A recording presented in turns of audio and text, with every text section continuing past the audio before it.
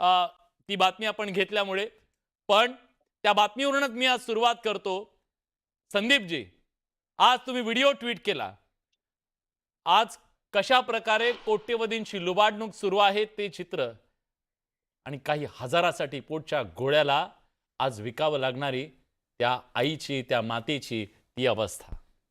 खरंच आज भ्रष्टाचार न्यू नॉर्मल झालाय का हो?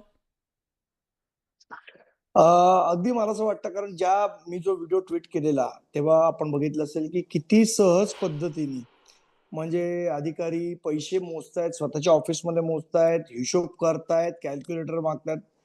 अ, बडेजी उद्या सुद्धा मी एक व्हिडिओ ट्विट करणार आहे. तो तर आजचा जो व्हिडिओ ट्विट केलाय त्याच्यापेक्षा अत्यंत भयानक असा व्हिडिओ आहे.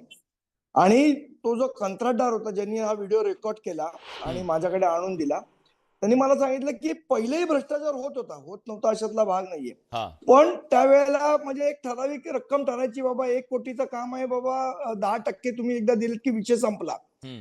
आता त्यांनी मला सांगितलं की पीडब्ल्यूडीची जी पद्धत आहे ती बदललेली आहे किंवा बरं. बाकी डिपार्टमेंटचं मला माहित नाही. पण हां. तुम्हाला शासनाचा निधी आणण्यासाठी पहिले पैसे द्यायचेत.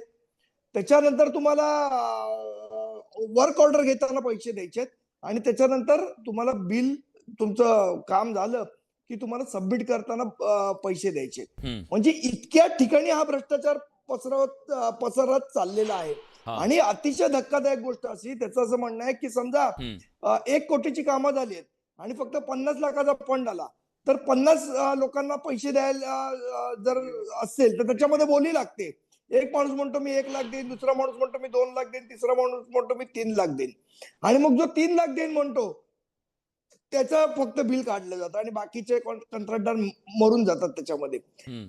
मी त्याला म्हटलं, "अरे हे सगळं तू मला देतोस, तुझे वाट नाही का लागणार पुढे?" तर हं. त्यांनी मला असं सांगितलं, की "साहेब आम्ही आता मेलेली कोंबडी आहे. आम्हाला बरं. भाजून खाल्लं काय आणि उकडून खाल्लं काय आणि मारून टाकलं. आम्हाला काहीच फरक पडत नाही. एवढे आम्ही गांजले गेलेलो आहोत." म्हणजे आपल्याला आठवत असेल तर एका कंत्राटदाराने लहान मुलांना किडनॅप करून ठेवलेलं.